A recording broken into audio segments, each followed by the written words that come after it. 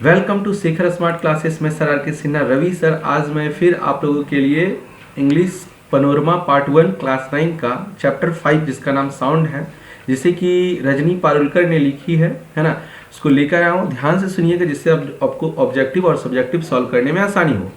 तो देखिए, रजनी पारुलकर जिनका जन्म हुआ 1945 में 1945 में, है ना, और recipient of Maharashtra state award, इनको महाराष्ट्र राज्य पुरस्कृत, है ना, पुरस्कार प्राप्त करता मराठी की एक कवित्री है। मतलब इसको महाराष्ट्र राज्य की ओर से पुरस्कृत किया गया था, है ना।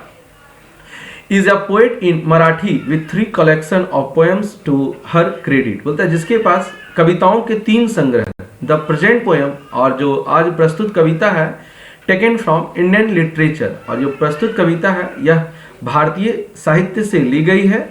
हैज बीन ट्रांसलेटेड, है ना, had been translated by Suhas Suryakant Limaye, और इसका अनुवाद जो है सुहास सूर्यकांत लिमाय ने किया है। तो ध्यान से देखिएगा क्या लिखा हुआ है, इसका जो ट्रांसलेट किया है इंग्लिश में, है ना, क्योंकि मराठी कवित्री है तो ये इसको ट्रांसलेट करने वाले कौन है, तो सुहास सूर्यकांत लिमाय। तो देखिए आखिर में इस चैप्टर में रजनी पारुलकर ने क्या लिखी है, ध्यान से सुनिएगा, है ना। यहाँ चैप्टर का नाम है साउंड। आखिर में इस चैप्टर का मकसद क्या था साउंड रखने का, ये सब ध्यान से सुनिएगा।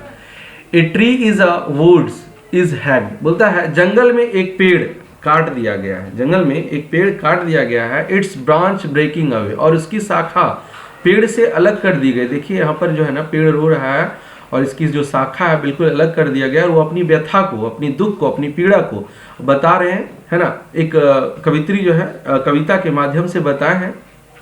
व्हाट डू दे हब्स, बोलता है व्हाट डू दे हब्स, बोलता है कि आधे क्या करते हैं। इसका मतलब क्या हुआ कि पेड़ जो है ना अब बिल्कुल टुकड़ा टुकड़ा में बढ़ चुका है, आधा आधा में हो चुका है, अलग अलग हो चुका है। फिर ये क्या करते हैं, है ना, विस्पर टू ईच अदर, बाद में क्या करते हैं, ये एक दूसरे से फुसफुसाते हैं, बोलते हैं, रोते हैं, बिलखते हैं, है ना। Do they mourn and groan in heart of their hearts, इसका मतलब हुआ क्या वे विलाप और कराहते हैं उसके आत्मा से, आत्मा को अलग करके, जो है ना, वह जो पेड़ की शाखा जो अलग हो चुका है, क्या वह एक दूसरे से बात करके विलाप करते हैं, रोते हैं। And do they these logs driven from each other, बोलता है या लॉग्स का मतलब होता है लकड़ी का गट्ठर जिसको बोलते हैं, है ना। ड्राइवन का मतलब होता है वैसे खींचना होता है ना, अलग करना होता है ना, तो वो बोलते हैं। और इन लट्ठों को एक दूसरे से खींच कर अलग कर दिए जाते हैं, काट कर अलग कर दिए जाते हैं। रेमिनेंस, रेमिनेंस का मतलब होता है वो बहुत याद आ रही है। मतलब जो पेड़ जब अलग हो जाता है, जब एक दूसरे से बात करते विलाप कर रही है, तो उसको क्या कहता है, बहुत याद आ रहा है, ठीक है। Do they remember how the winds tossed them, उन्हें याद आ रहा है, उन्हें याद आता है, पेड़ को याद आता है, क्या याद आ रहा है कि कैसे उसे हवा में बोलता हवा ने उन्हें कैसे उछाला करती थी, उनको याद आ रहा है ना। How they got drenched in the rain, कैसे उसे, है ना, ड्रेंच का मतलब था भीगना, है ना, बोलता कैसे उसे बारिश ने उसे भिगाया करती थी, है ना, भीग जाया करती थी। And the blossom in the spring, कैसे बसंत में फूलों की तरह खिल जाया करती थी पेड़, है ना, और पतझड़ में पत्तों की तरह। And the fall in autumn, और पतझड़ में पत्तों की तरह गिर जाया करती थी। ओह ओह, मतलब बता रही हैं ओह, बट द विंड नो, हाँ ओह, लेकिन हवा को पता है, केवल हवा को पता है किनके बारे में, इसकी दुख के बारे में, क्योंकि जो खिलाया करती थी उनको दुख पता होगा, है ना। The wind blowing with a dean, बोलता हवा शोर मचाते हुए बह रही है, हवा शोर मचाते बह रही है कि कहाँ गया वो पेड़ जिसे मैं खिलाया करता था। बारिश भी ढूंढ रहा है उस पेड़ को, कहाँ है ना। इन द प्लेस पैरलॉन, पैरलॉन का मतलब ऐसे होता है सुनसान, ठीक है, सुनसान होता है ना।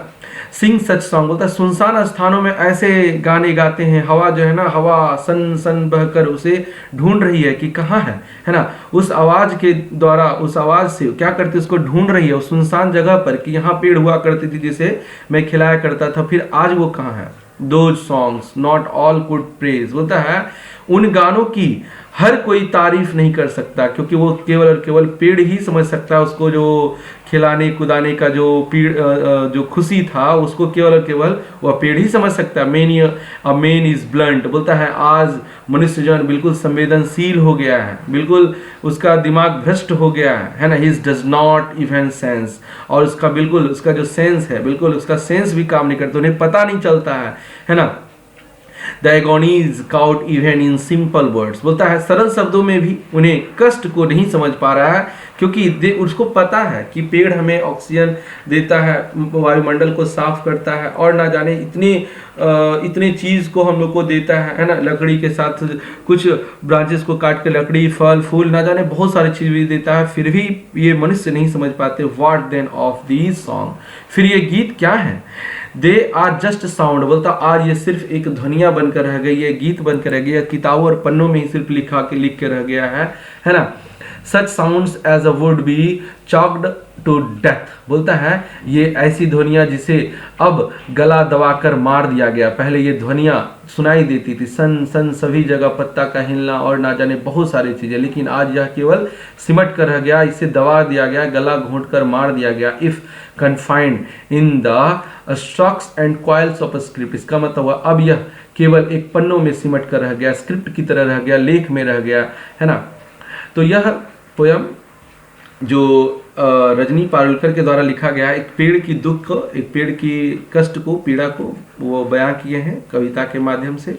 इससे संबंधित जितने भी प्रश्न होंगे उसे नेक्स्ट वीडियो में अपलोड कर दिया गया है, तो आप लोग उसे ध्यान से प्लेलिस्ट में जाकर और मोर पर क्लिक करके उसे देख सकते हैं, जिससे कि आपको एक भी ऐसा नहीं होगा ऑब्जेक्टिव और सब्जेक्टिव सॉल्व करने में दिक्कत हो, है ना। बिल्कुल आसानी से बनेगा। अगर आपको इस तरह वीडियो अच्छा लगा तो लाइक, सब्सक्राइब और शेयर जरूर कर दीजिएगा। Thanks for watching.